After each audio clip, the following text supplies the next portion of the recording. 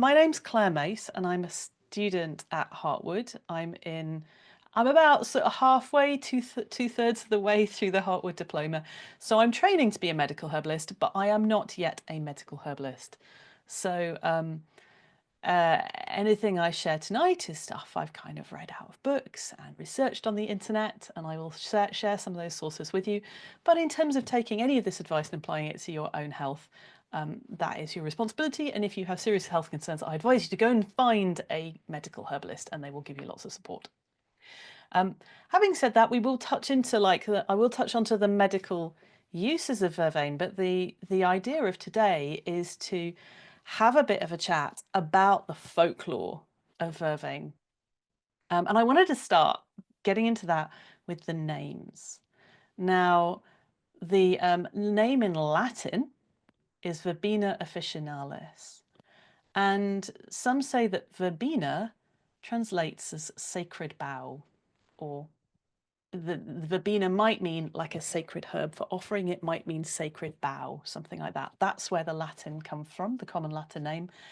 It was also known in Latin as Herculania, Ferraria, Exupera, Matricalis, Hiera botane, Sacra herba, or Aristerion. In the Isle of Man, it's known as, according to Philip Carr-Gomm, who is a contemporary druid, in the Isle of Man it's known as Yn Lys or Yn Ardlys, which translates as the chief herb. And in Welsh, now I actually live in North Wales, so I'm always fascinated by what are the names in English and what names in Welsh and what can they tell us. The names in Welsh are quite interesting. There's one that's called Cas Gan Gythrail, which basically translates to hated by the devil, or hated by demons, hated by the demon, or Gyr y Gŵr Drwg, which you could translate to it like drives out the bad man, which to me calls to mind exorcism, that kind of thing. It's like driving out the evil spirits or cleansing. That's indicated by that name. Other names, Derwen Vendigaid. So that would be, as a name, Derwen could mean oak, or it could mean druid. Vendigaid could mean blessed, or it could mean sort of worthy of praise, glorious, blessed. So it could mean sort of blessed herb of the druids. Welcome, Jen. Just kind of launching into a talk. I'll kind of talk for a bit, and then we'll kind of go into some chat and tasting after. Okay, so Welsh names. Derwen Vendigaid, Llysiaid Hydol is the other Welsh name, and that translates basically as magic herb or magic plants. So that's pretty cool. So in English, what have we got? We've got, so it's known as vervain, is our common, or what I'm mainly going to talk about tonight is common vervain, but it's worth kind of recognizing that there are like over 150 different species of vervains out there. Many of them probably have some similar properties, but I'm kind of mostly focusing on common vervain. But when we're looking at historical and folklore sources, who knows exactly which vervain they were using, or even if they might have been using a different thing, and we've kind of got the names modelled through time. Because often names of herbs are very profoundly local. What it's called in Sussex might have been different to what it was called in Cornwall, say. The local names can be different. So anyway, other names in English. What's useful? Okay, Tears of Isis is one name. Now Isis it's quite interesting. There are quite a lot of god and goddess references in the name. So Tears of Isis. Isis was a goddess from ancient Egypt. It's believed that perhaps the herb might be used in childbirth and for women's things. Juno's tears. She's a Roman goddess. Mercury's blood. Mercury's moist blood. Persephonion and Demetria. Also known in English as the holy herb or the herb of grace. Also known as Simpler's joy. That's a good name, isn't it? That's a good name for, like, if you were gonna pick one or two plants to make friends with and have in your toolkit. You know, simpler is somebody who uses just one herb at a time. So Simpler's joy. What else? Also, couple more names. Pigeon's grass is a name for it. And it's also sometimes called mosquito plant. Potentially because it's got an anti-mosquito action, potentially might also have anti-malarial actions as well. And then, finally, in Central and Eastern European languages, and I don't know why this is, but many Central and Eastern European languages associate verbena with iron, vervain with iron. I can't pronounce Dutch, but the Dutch name translates as iron hard. The Danish name translates as medical ironwort. The German, one of the German names is true iron herb. So I'm not quite sure for why that is, but it's a mystery that maybe we'll discover over the rest of our lives exploring and getting to know vervain. Now, if anyone doesn't know what vervain looks like, I've just dropped into the chat just a link into Google image search. If you're doing this, if you're watching the recording, if you just go to images.google.com and search for common vervain, if you don't know what it looks like, or if you want to remind yourself what it looks like. So in terms of the botany, it's a member of the Verbenaceae family. And there is one other really useful member of the Verbenaceae family that we use medicinally in Western herbalism. Does anyone know what it is? It's Agnus castus. Is also Verbenaceae. It's one of these kind of families where it's not huge, but the other really significant one is Agnus castus. Or I suspect in certain parts of the world, lemon verbena is also used a lot. We don't use it so much in this country, but like in Europe and I was in Morocco recently, and there was loads of lemon verbena everywhere. But yeah, I'm mainly focusing on the common vervain. It grows up to sort of 1.5 feet, 2 feet. The stems are wiry and square. The leaves are opposite, long, quite near the ground. The upper side of the leaves is a sort of blackish green. The lower side is somewhat grey. The flowers are long spikes of small, gaping white or purplish, or some say bluish flowers on the top. They tend to come July, August, that sort of time. The seeds are small and round. The roots are small, long, and one herbal will describe them as useless. Small, long, and useless. Though I think some people do use the herbs for things. Oh, and then it's found in hedges, waysides, and waste grounds, especially chalk and limestone. Elaine, let me unmute and let me know if you I get really interested in names, and every single plant profile I write, I go into it quite a lot. So then I looked in Portuguese and Brazilian. So we also call it, one of the names, herb of iron. But the reason why the iron is to do with the strength of the iron, because it's something that is going to make you feel strong, not to do with the metal quality or to do with iron, anemia. So it's the strength that this plant can offer to us. Ah, thank you. That's really interesting. So already we have an answer as to why it might relate to iron on some level.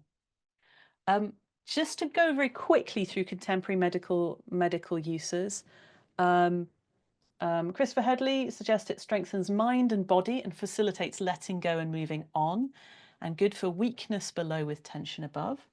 Julian Barker rates it for any condition where spasm, exhaustion, anxiety, depression, and poor response to infection are found. Anne McIntyre believes it blocks sympathetic innervation of heart, blood vessels, and intestines, which sounds to me like a vagal nerve tonic. It's something that's promoting parasympathetic activity. Marciano and Wisniak say it's a remarkable anti-inflammatory and gastroprotective, increasing digestive secretions. It's choleretic and hepatic stimulant, so good for your liver and gallbladder, neuroprotective. Thomas Bartram also says it's antispasmodic, a stimulating, relaxing nervine with an affinity for the liver and kidneys. So lots of really useful things. It's a brain tonic, potentially quite useful for long-term convalescence, things like chronic fatigue and ME and long COVID. That was partly why I was taking it last year. It's a bitter herb, so good for digestion. Potentially useful for shingles, potentially useful for certain kinds of cancers, potentially useful in UTIs, for regulating periods and PMS, as a galactologue, so bringing on the breast milk, and it has been used externally also for cuts and wounds and insect bites and sores and neuralgia, nerve pain, that kind of thing. Grand. So what about folklore? One of the my most useful folklore source that I have found since I've been getting interested in plant folklore is a book from 1892, Richard Folkard's Plant Lore, Legends and Lyrics. I'm going to put that in the chat. I'll put that underneath the video as well. This is out of copyright, so you can go and search on the internet and find it and download a version. But he has collected lots and lots of folklore. So I put that onto my e-reader and then I went through it. I read all the bits about Vervain. It's a little bit of a haphazard book. Things are in lots of different places, but it is really useful, I'd say, as a starting place if you're interested in going and researching folklore of other plants. So yeah, broadly in terms of folk, if I was talking about at a high level, it's sacred to lots of gods and goddesses. Let's say Mars, Isis, Juno, Mercury, Demeter, Persephone, Hercules. It's often worn on the body. In folk medicine, often you kind of read about it being kind of around children's necks to ward off disease. Also, kind of in Roman times, it might have been used as you might have had your heralds and negotiators wear a crown of vervain. The idea being that, when you were going in to sort of negotiate with the Celtic tribes or the other people, then the vervain was somehow going to help you win your argument or come up with a good outcome of your negotiation. It's also been used for divination, so trying to divine the future. And then as I mentioned earlier with the names, it's also believed to ward off. It's very interesting. I've kind of written down, it's also believed to ward off demons and later witches, wizards and enchanters. Because you often have a thing where you cross from the kind of pre-Christian times into the Christian times, where once you come into the Christian times, things like enchantment and witching becomes less acceptable in some respects. And therefore, everything from certain perspectives, you have herbs like vervain that might have been used for casting out demons or exorcising, and then you see them referred to sort of kind of from the medieval times as well. You might have been doing that with them to cast out the devil, or you might have been using the vervain to cast out the witches. So I always think there's a shift that happens from the kind of pre-Christian time into the Christian time, where there's a little bit of a shift of perspective. And I always think once you hit the Christian time, anything that's labeled the devil or devils, often I translate it in my head to sort of demons. And that kind of gives me a slightly different perspective of it, because we all have personal demons. And depending on the nature of your work in the world, there is sometimes when people have there's all sorts of spiritual challenges and trouble that people can get into, and I tend to call that less devils. And sometimes there's an aspect of talking about that where the word demon is helpful. So that's a whole nother thing that in a medical herbalism context, we don't go into that much. But I feel when you start to work with plants like vervain or elecampane or betony, there are quite a few plants that have the ability to shift things on a different level. So vervain for me is one of those plants. What else does Richard Folkard say? So enchantment, used in divinations, incantations, sacrificial rites.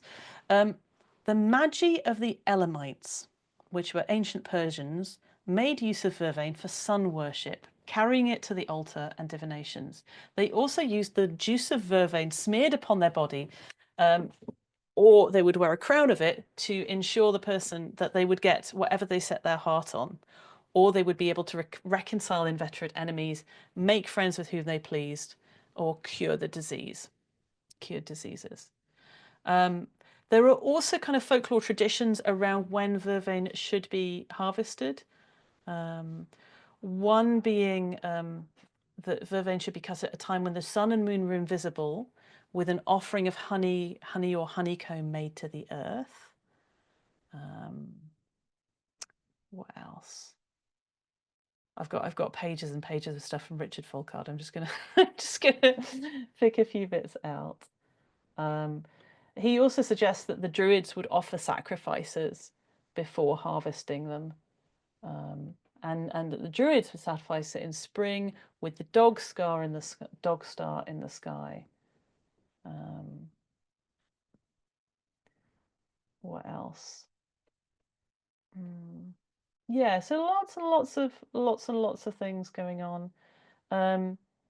In the northern provinces of France, peasants still continue to gather vervain under the different phases of the moon. Bear in mind, this was written sort of over 100 years ago. Peasants gather vervain under different phases of the moon using certain mysterious speeches known only to themselves, whilst in the act of collecting the mystic herb, by whose assistance they hope to effect cures and charm both the flocks and rustic beauties of the village. In Germany, when there was a tradition when people got married, that the newly married bride would get a hat of vervain. And apparently that would put her under the protection of Phoenix Fiddlerix. I don't know who Phoenix Fiddlerix is, but that's one thing. It's in terms of culpepper, actually, culpepper says it's a herb of Venus, rather than a herb of Mars, interestingly. Also in Folkard, it fractures chains and breaks open locks. In Madrid, St. John's Eve at 12 o'clock is the time that vervain has its strongest powers. Yeah, so there are lots of different things going on with vervain. I'm going to go through a couple of other sources as well, just other bits and pieces I found about vervain. So, for instance, in Wales, in the sort of 12th and 13th century, there were some people known as the Meddygon Myddfai, the physicians of Myddfai, who were a family of herbalists based near Myddfai, and they were very famous, and also they wrote down quite a lot of stuff, which is great because we have that. But from the physicians of Myddfai, their recommendations are if you want to prevent dreaming, you can either hang vervain around your neck or take the juice before going to bed. I don't know if that's to prevent nightmares or like nice dreams, but anyway, it says dreaming. They are also suggesting the whole plant is good for diseases proceeding from the poison of scrofula. Now, scrofula is a sort of TB that causes your lymph nodes to swell. But they're also saying that it's good for things affecting the lungs, liver, kidneys, brains, and eyes. What else? I wanted to go through culpepper as well. Culpepper, so culpepper's herbal around about 1653. It says it's a herb of Venus, hot, dry, bitter, opens obstructions, cleansing and healing. Good for all internal and external wounds, both new and old. It strengthens the womb and relieves cold griefs of the womb. You can wear it around your neck for headaches or apply vinegar. It's good for yellow jaundice, dropsy, gout, and stopping bleeding. And he also uses it for snake bite, worms, venomous beasts, plus malaria, fen ague, and fen ague. So eggs. We don't use the word ague anymore, but it's kind of like a flu or malaria, a kind of like a disease that gives you a temperature that might kind of come and go. So Culpeper rated Valerian for that. Not Valerian, Vervain for that. He would also use it for kidney stones, kidney problems, stomach problems, lung problems, inward pains and torments, ulcers, swellings and pains in your genitals and piles. And also good for the eyes. He would use distilled water for cleansing films and cloud from the eyes and strengthening the optic nerves. What else? Felters. So that's it's about the eclectics in America. A lot of the same things, but also for treating epilepsy. A few different historical sources used it for epilepsy. And